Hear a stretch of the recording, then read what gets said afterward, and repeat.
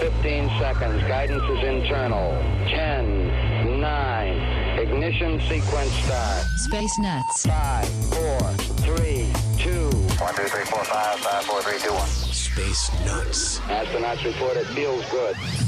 Hello once again. Thank you for joining us. This is the Space Nuts podcast. I'm your host, Andrew Dunkley. I think I've forgotten to tell you that for the last 100 episodes, but that's who I am. And joining me as always is Professor Fred Watson, Astronomer-at-Large. Hello, Fred. How are you doing, Andrew? You see, you've got to keep telling people what your name is because otherwise they get it wrong. I do it on the radio just about every segment because it's the only way I can remember my name at this particular stage in my life.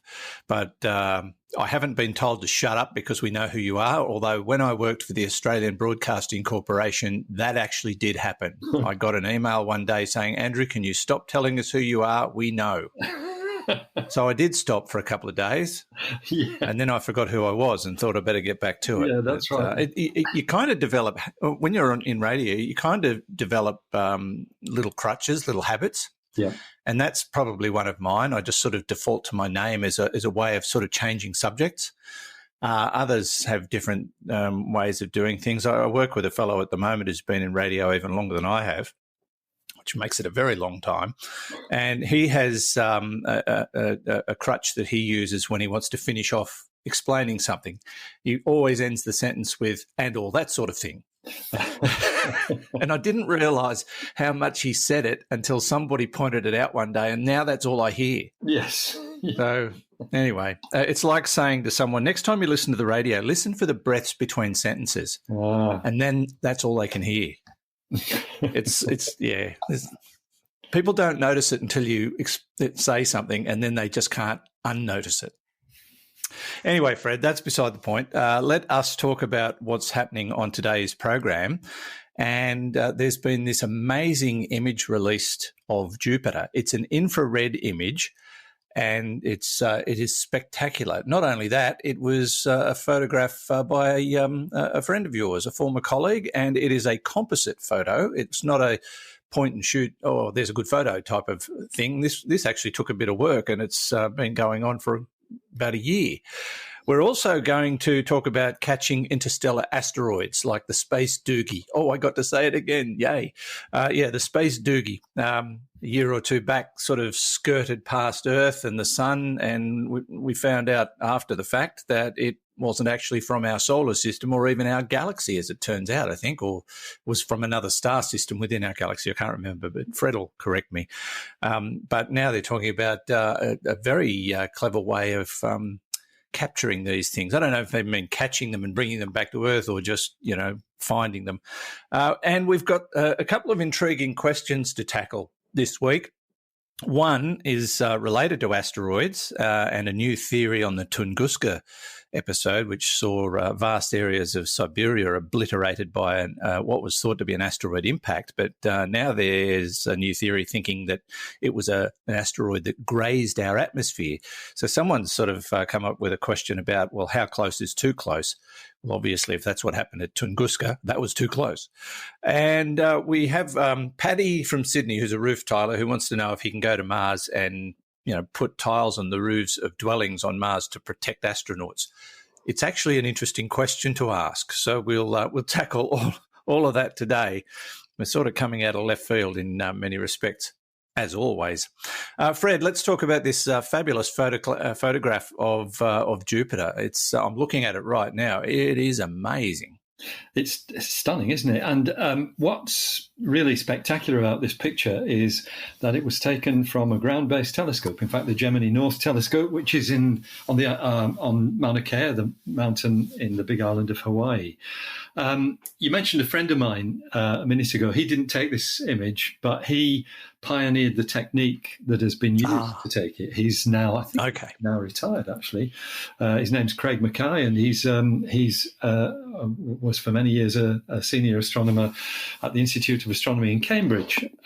So he, many years ago, addressed the problem of how we eliminate the distorting effects of the Earth's atmosphere. This is, with a big ground-based telescope, the limit as to how much detail you can see in an image is always the atmosphere. It's the turbulence in the Earth's atmosphere. And that's why big telescopes are built on high mountaintops, because they are better. They've got less to deal with. Less to deal with, and the turbulence is usually lower, especially if they're near the western seaboard of a continent. There's a complex set of geographical circumstances that lead to this, stability of the atmosphere, which is what it's kind of the holy grail of visible light or optical astronomy. So Craig's idea was, well, let me just say that the sort of standard way of dealing with this is something called adaptive optics, where you essentially look at the light that's coming down to your telescope through the atmosphere, and you sense the distortion in it from the atmosphere by looking at the way a particular star changes. It's actually technically it's the wavefront that's changing, but you can think of it as the twinkling of a star, and you can sort of measure that, you can sense that, and then a little bit like you do with noise cancelling headphones, you essentially invert that signal of the turbulence and basically subtract it from what you're getting, and it cancels out the turbulence. That's the theory. It's a lot more complicated than that, but that is expensive. The technology has taken 20 years to get to the kind of state it is now, which is actually really pretty good. And it's one reason why we're now thinking about building ELTs, extremely large telescopes, on the ground, because they will use this adaptive optics technology. But Craig Mackay, it's probably 20, 30 years ago now, figured that if you've got bright enough objects, you can do something a little bit different. His speciality was what we call Ccd imaging. That's the solid state images that are now in all your phones and cameras and things like that. That allows you to, if you've got a bright object, to take many, many images repeatedly of the same thing. And that it effectively gives you a movie. But what the movie is doing is recording, as well as the object you're looking at, it's recording the turbulence in the atmosphere.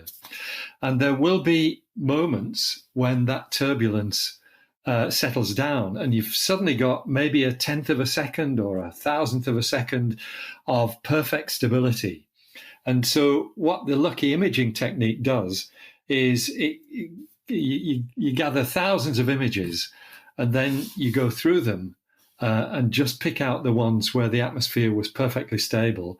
And then you add those together and you get something like what we're seeing with this image of Jupiter, something that's got the most incredible detail in it. Now, there is a lot more to it than that, as there always is. That should be my crutch, shouldn't it? Oh, there's more to it than that. But the technology is not just, it's not just somebody looking through it by eye.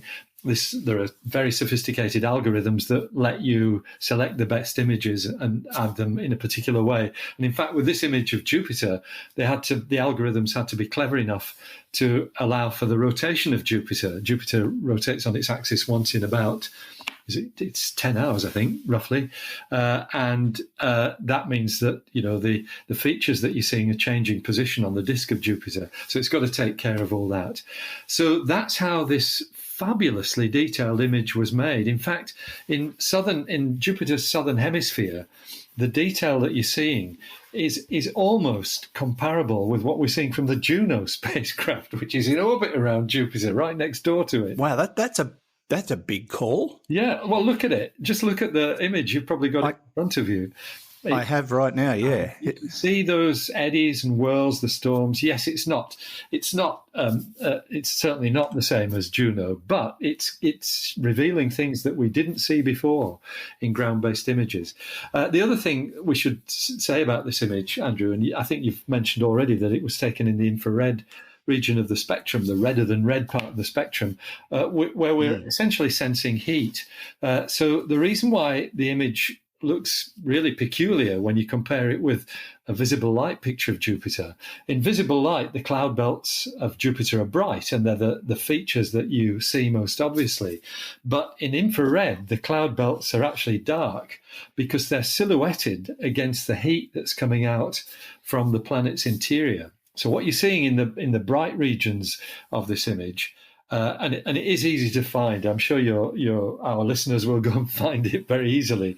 But what they'll see it when they download the podcast, because I'm going to make it our feature image for this week's episode. That's the thing. Yeah, good. Okay, so we can talk about it with impunity. We don't have to worry that people are going to say, "Well, will we find this image?"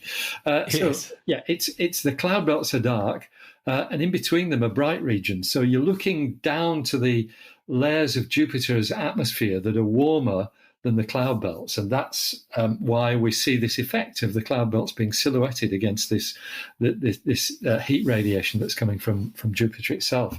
A marvelous image, really, and very, very spectacular. And I hope Craig's looking at it and thinking, "Yeah, I started all that a long time ago." Yeah, it's nice to sort of be a pioneer, I guess. He was, yeah. And, that's what Captain Cook told you when you came to Australia, isn't it, Fred? Something like that, yes. Yeah. With an infrared image, I'm just interested to know, and it's a silly question, but what colour is the red spot in an infrared image? That's a really good question, and I don't know the answer to that. I'm not sure whether the red spot might be in this image, actually, but silhouetted. I'm suspecting it's black. It's colder, yes, that's right. The red spot does, we know from Juno that the sort of circulation, it's a big cyclone, and that extends a long way down into Jupiter's atmosphere. So you might expect that you're seeing a bit of a hole into the lower layers of Jupiter atmosphere that might make the red spot bright. But of course, the red spot needn't necessarily be on the side of Jupiter that's facing us in this image. But you've got me there. I shall try and find out. That's a really good question. No, well, I didn't think it was. But anyway, thank you. I'll take that. There's another thing that we might just mention, and that's that the infrared radiation that is detected from objects in space is not just one color. It has a spectrum, like visible light does. So you can see, these sort of barcode features in the infrared spectrum, not as many as you see in visible light. But you can also divide the infrared spectrum into color bands, which we do, and we call them J, H, and K, at least in the near infrared, which is a bit odd because they're not in alphabetical order. The J is not, it's just wavelengths a bit longer than red light, and K is much longer, and K is where the K wave band is where the heat really starts showing through. So I suspect this image is either in the K wave band or in perhaps a composite of some of those wave bands. So now that we've sort of perfected this technology and we're able to gather images of our near neighbours like this, is this going to mean that it's probably going to be easier and somewhat cheaper than sending probes to other worlds, or are we still going to have to do that for practical purposes? Yeah, there's no question but that you learn more about these distant objects by having something right next door to it. You can do so much more. Images like this are they're valuable because they actually back up what the spacecraft are telling us. So, you can bet there'll be scientists comparing this image with the images that were taken by Juno at the same time, showing the clouds in the same instant of time. So all of this comes together to increase our knowledge. There'll be researchers who are getting the most amazing information out of this, but you also need the spacecraft. There's no question of that. And I suppose that also backs up the basis of scientific discovery. You need more than one confirmation. Yes, that's right. To determine something, don't you? Yeah, that's right. That's the element. The central element of science is that you need to be able to do repeated experiments. You need to get information from different sources. There you go. All right. Take a long, hard look at that beautiful image of Jupiter, which is on our website and probably on whatever image you're looking at via whatever platform you download our podcast from, which is sort of available everywhere these days. You're listening to the Space Nuts podcast with Andrew Dunkley and Fred Watson. Roger, you're loud and clear here also. Space Nuts. Now, Fred, before we get on to our next topic, I'm very excited to be able to tell people that want to ask us questions that they can do so. Now, up until now, we've been getting questions through Facebook posts, through email, through the website contact interface, but now you can record them. If you would like to record using your own voice or someone who sounds similar to you, a question for us, you can go to our website and there is a start recording button. All you have to do is have a microphone available through your laptop. I guess it'll work through your smart device, whatever. And once you're geared up, just press start recording and away you go. You can ask us your question. We'd like to keep questions down to 10, 15 minutes max, or 10 or 15 seconds even. But even if you have something you want to say or something you want to ask Fred about, you can use the recorder. Now, it's available through the bytes.com Space Nuts website. So that's bitesz.com/spacenuts, bytes.com/spacenuts, and you can record a question. And if we deem it worthy, Fred, we will use the audience audio rather than me reading out questions from people third party. So it'll be a nice new toy for us to play with, a new innovation, and it'll give people an opportunity to hear from other Space Nuts listeners in their own voices, which I think is a fabulous thing. And we'll be able to answer the questions that way. I mean, we'll still take them the traditional way in writing or via email or whatever. But if you'd like to record a question, that is available right now on the bytes.com/spacenuts page. Now, Fred, looking forward to that, by the way. Let's move on to our next topic, which is that of catching interstellar asteroids such as the Space Doogie or Oumuamua, as it is officially known. When they say catch, are they talking about finding or actually capturing? Neither. Right. Okay. I knew I'd get that right. Yeah. So they'll be found by telescopes on Earth. And in fact, the one that will probably do the biggest job in discovering interstellar asteroids, these are asteroids that come from another solar system, that will probably be the Vera C. Rubin telescope, formerly known as the Large Synoptic Survey Telescope, which will be online in Chile in a couple of years, I think.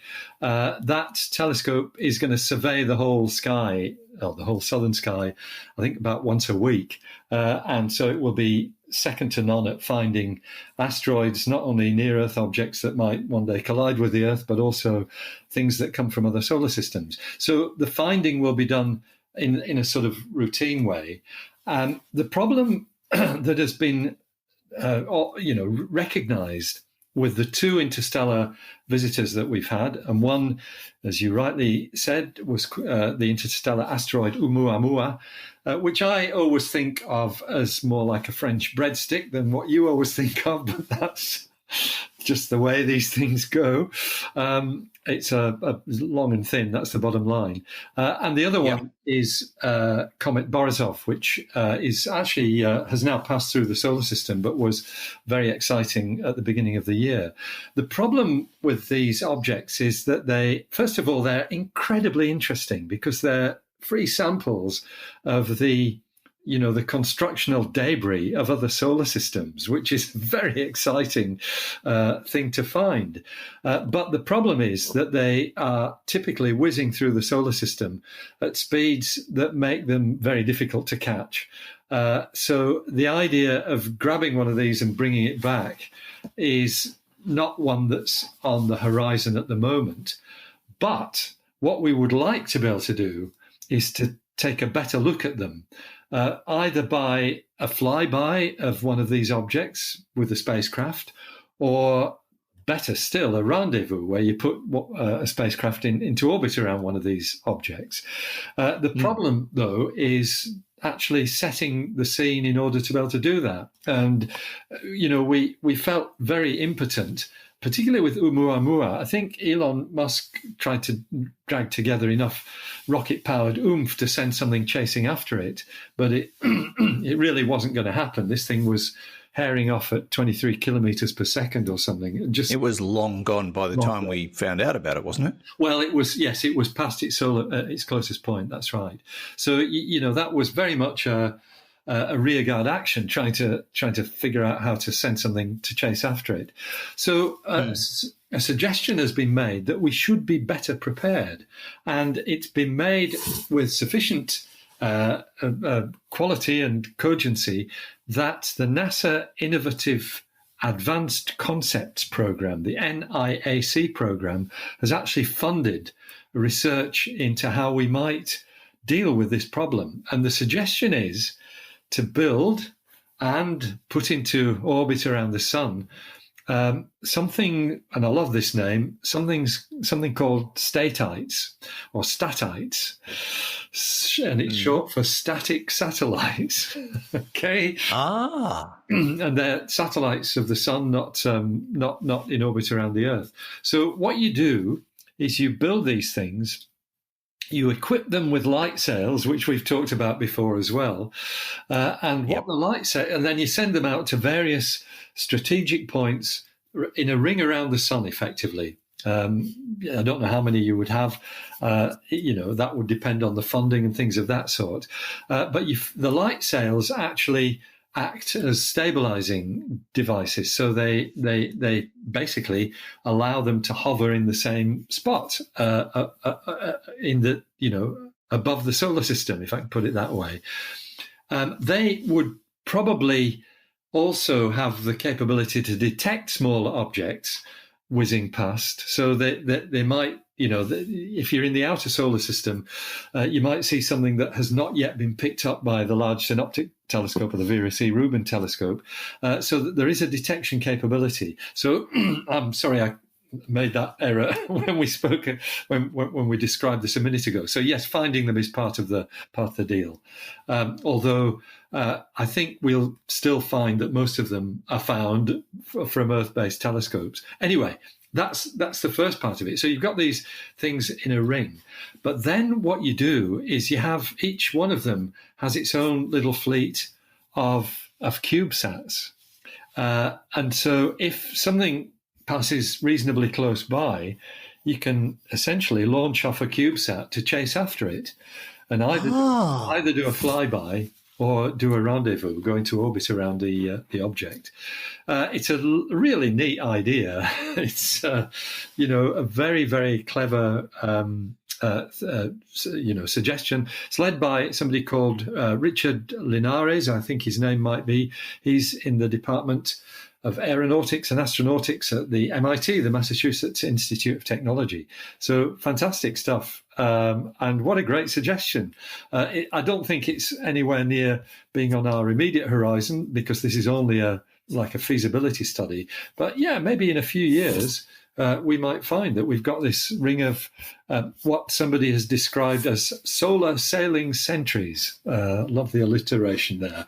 That's clever. Yeah, good stuff. It's a very clever idea. It's probably not a simple task to execute, but if they're smaller objects and easy to manufacture, that makes them easier to launch and deploy, et cetera, et cetera. Yeah. And really an opportunity to learn a hell of a lot about what's happening beyond our solar system, which, let's face it, is one of the great mysteries, isn't it? We can see out there, but being able to actually observe something that's come from out there that's in our vicinity would be wonderful. Exactly. And just imagine what, if you think back to when Oumuamua flew through the inner solar system, which I think was the end of 2017, if I remember rightly. It's quite a while ago. Yeah, it was. Yeah, I think so. But imagine if we'd had something like one of these that was sort of ready for it, and could launch a CubeSat to chase after it, or even intercept it. As it leaves the solar system. It doesn't really matter where you intercept it, as long as you get close to it and get close enough to give us some images, rather than our imaginations, which is what runs riot in the case of Oumuamua. Fabulous stuff. Indeed, and probably no truth to the story. I heard that Oumuamua, affectionately known as the space doogie by all the world's leading experts, is the reason why there's a toilet paper shortage on Earth. Oh, that at could the present be it. time. Yeah. That'd be it. Yeah, nothing to do with coronavirus, but yes, Right. just this big thing that Indeed. flew past. You don't need to go into detail, Andrew. We get the Don't I? Oh, I was going to elaborate. Yeah, I thought you might. don't need to do that. Good. Okay. No, Well, that saves a bit of explanation, doesn't it? I think we need. You're listening to this. We should Go bring on. the conversation to an end with the classic and that sort of thing. So, yes.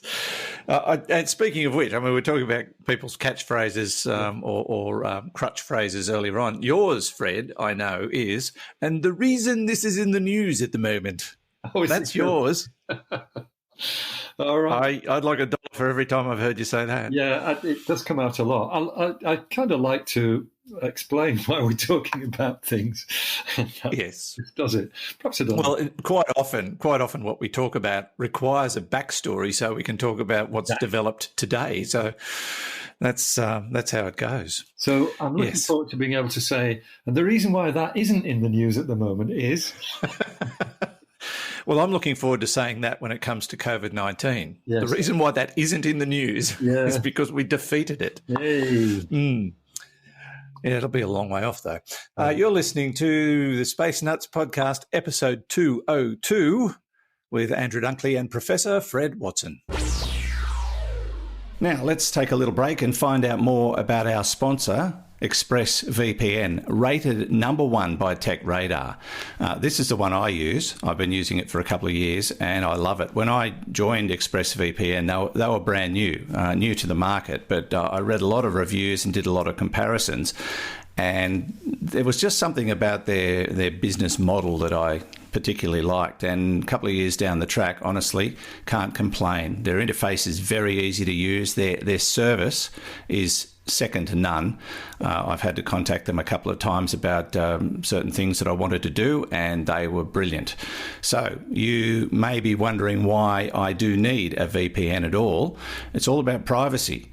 Do you really want big tech companies, governments, and others knowing what's going on with your online activity? Even if you're having nothing to hide, it just feels downright creepy. I think you'll agree. And governments are getting more and more interested in what you're doing every day. And so, protecting your privacy is what VPN is all about. And how often do you run across websites that you want to get information from only to find that they're geo-blocked? This is becoming an increasing problem, but ExpressVPN solves that problem for you. Now, if you go to our special URL, you'll see quite a list of things this service can help you with, things you may never have thought of before.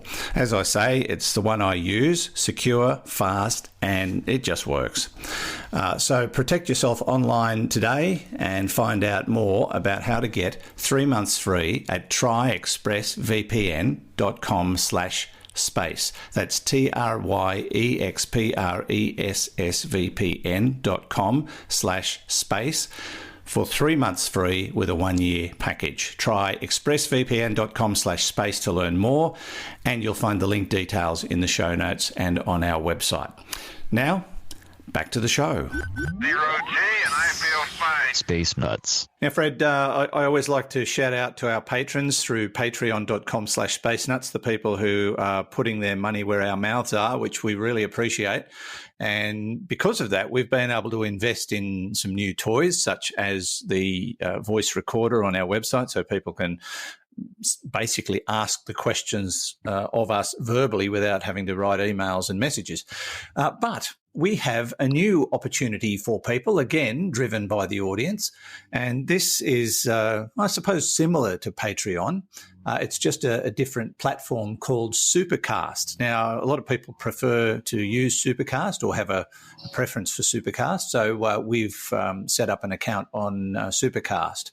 Spacenuts.supercast.tech is the website. Spacenuts.supercast.tech. You'll probably find a link to it on our webpage, but there you can become a premium member of the Space Nuts podcast, and it's $5 a month. There's a 30-day free trial, which you can cancel anytime, and you get access to our back catalogue with new episodes added weekly, exclusive bonus material, 100% commercial free. So that's what we offer you as a Supercast member, so you might want to check it out. spacenuts.supercast.tech. Now let's get into some questions, Fred. We've got a couple of interesting ones as always, and our first question comes from Camelo, who is in Los Angeles. Now, Camelo introduced himself by explaining that he is a social worker in LA and he's looking after the homeless on the streets.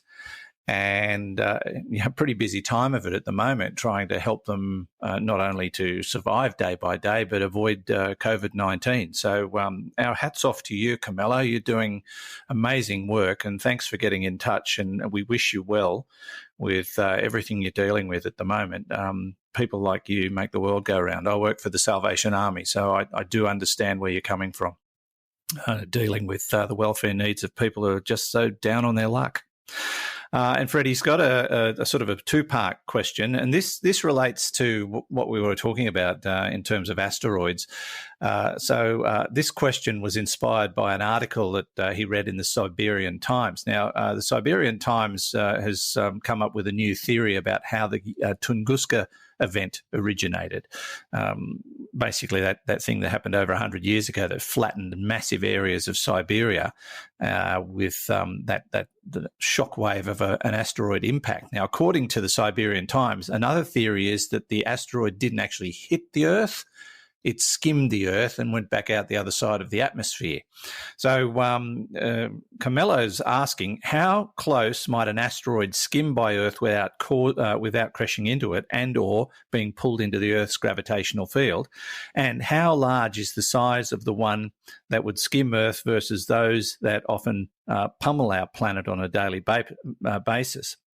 Are these things the only deciding factors, or might we also include a factor where it flies by and what that particular part of the Earth's magnetic field looks like? I'm not sure if I'm right, but I do know that it varies from place to place, does it not?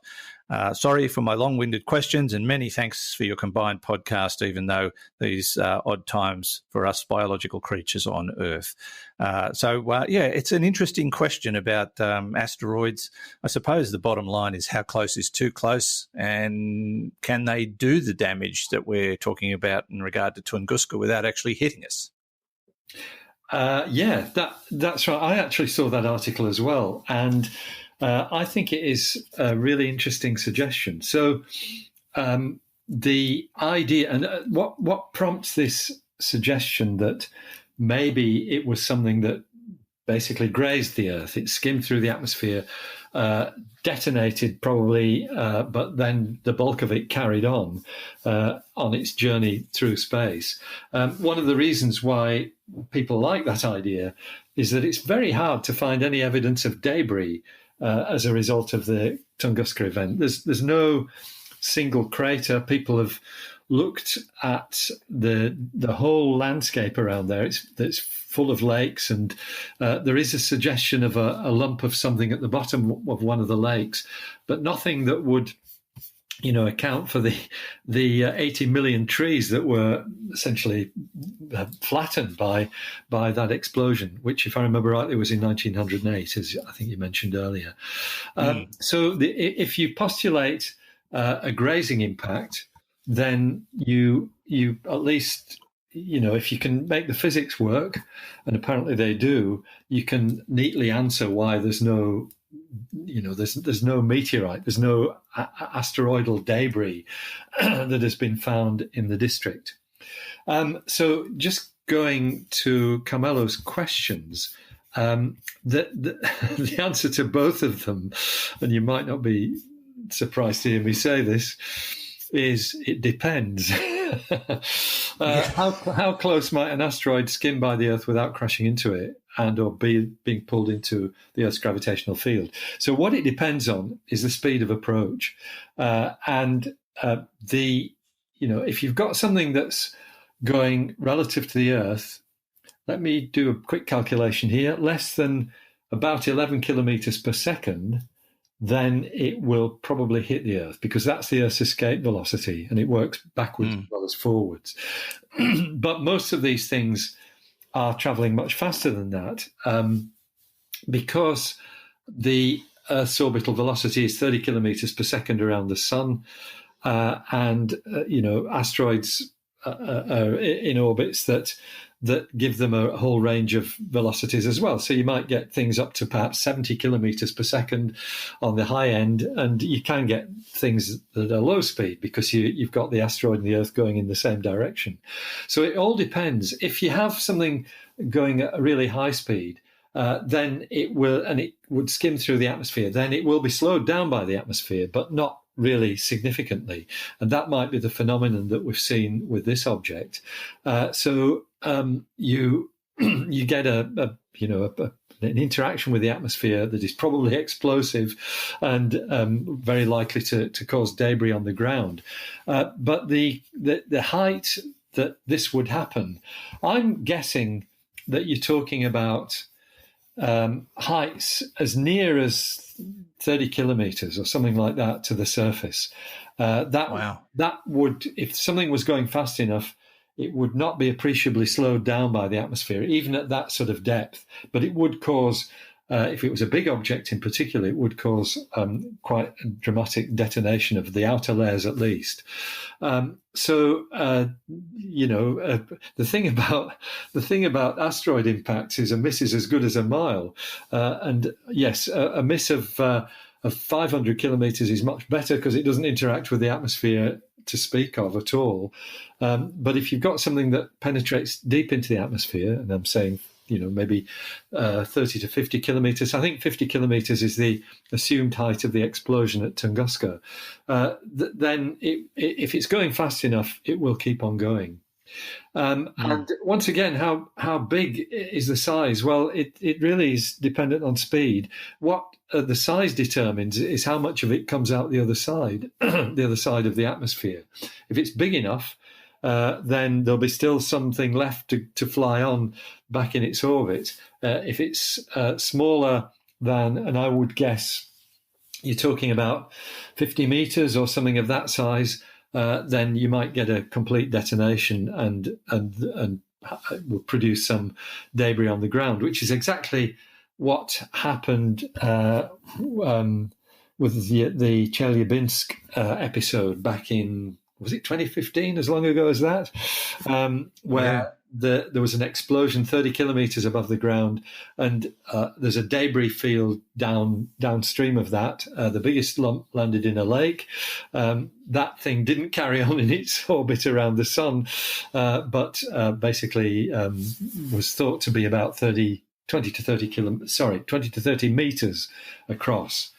Once you get into the kilometre regime, you're talking about big danger there. There's danger of global impact. The current situation with near-Earth objects is NASA is working very hard, or it's funding observatories at a very high level to determine everything down to a size of about 140 meters. That's the current threshold. Now, something that big hitting us is definitely going to do city or statewide damage, but it doesn't wipe out civilization. So that's the current threshold for objects to be found. I think Congress mandated NASA to facilitate finding 90% of such objects, because it's always a statistical thing. You never quite know where the last one's going to come from.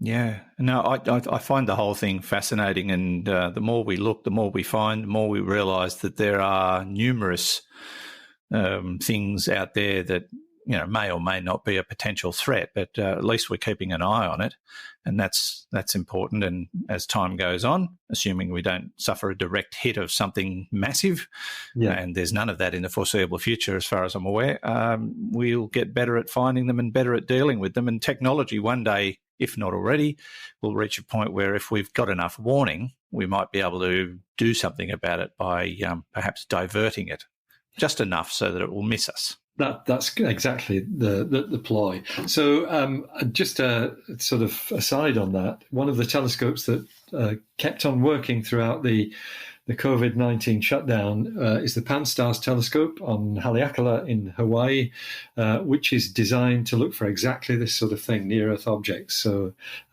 we can be, reassured by the fact that one kept on going. And just as an adjunct to that, I might mention, Andrew, that this very week, the week starting the 11th of May, the Anglo-Australian telescope began work again. So we're observing with the wonderful Australian telescope in Coonabarabran. They've started work again with very strict COVID restrictions, of course, but it's hard at work. They got data over the last 2 nights, which I'm delighted to hear. Wonderful. Also this week, I believe, and it may have been attributable to a meteor shower that we've been experiencing recently, there was some kind of high atmospheric explosion over some part of the United States, which was witnessed and certainly heard by many people.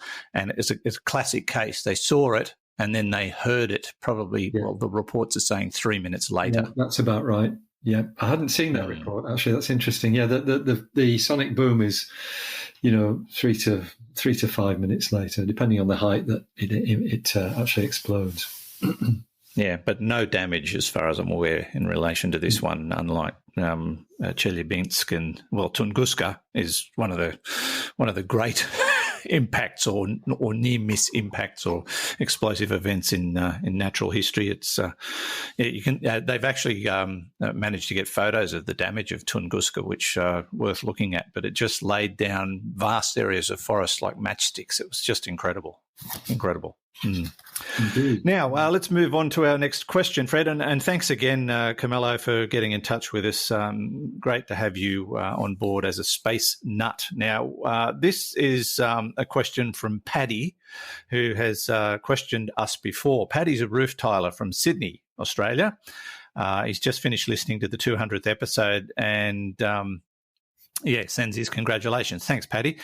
And we did answer a question of his recently, and he has another one. So can we ever in the near future, as in 20 years, really send men or women to Mars? Because if we can, they'll need a roof tiler or a roof on their hab. And is terracotta roof tile a good way to block the sun's radiation or solar flares or neutrinos? By the way, I did get an adapter for my telescope from my iPhone 10 and have taken pictures of the moon, Saturn's rings and Jupiter. We'll upload them as soon as but that's, I can't wait to see them, Paddy. Protecting astronauts on Mars is probably the serious side of this question. I'm not sure they'll send Paddy to do roof tiling, but they may. But terracotta being a wonderful product that's used in roof tiling and construction, would it be enough to protect someone on Mars? I doubt it. Sorry, Paddy. Did you say that? Let me just, if I may, just go back to what Paddy was saying about his pictures of the moon, Saturn's rings and Jupiter. And you didn't finish the sentence, but he used a technical term there, which I like very much. He said he will upload them soon, but still too much Allen. And Allen, of course, is artificial light at night. So, okay. Because Sydney is not the darkest place in the world, although parts of it are reasonably dark. Where I live, we actually get quite good views of the Milky Way from time to time. Never mind. You should move to a better suburb, Fred. What, you mean a better suburb where there's more Allen? yeah, that's what I mean. Yeah, that's right.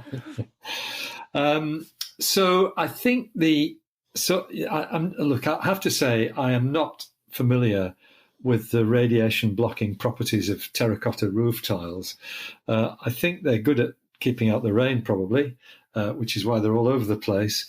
But with the sun's radiation, and these are high-energy subatomic particles, I think you need something more like lead blocks to stop that.